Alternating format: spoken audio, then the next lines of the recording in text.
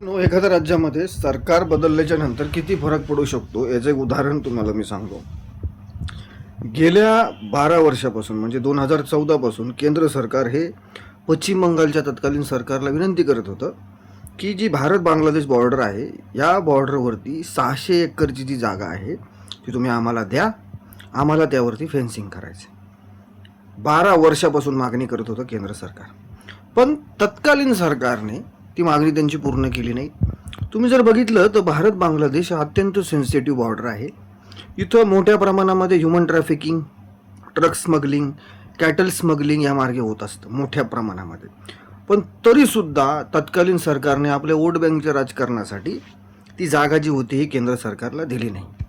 त्यानंतर cut to आता शुवेंदू अधिकारी हे मुख्यमंत्री झाले बंगालचे.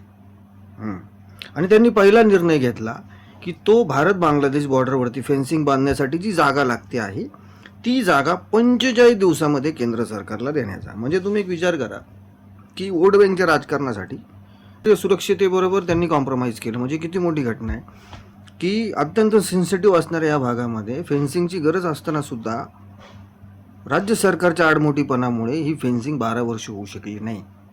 आणि या 12 वर्षामध्ये किती लोक आतमध्ये घुसले, किती मोठ्या प्रमाणामध्ये कॅटल स्मगलिंग झालं असेल, ह्युमन ट्रॅफिकिंग झालं असेल, ड्रग स्मगलिंग झालं असेल याची कल्पना न केलेली बरी.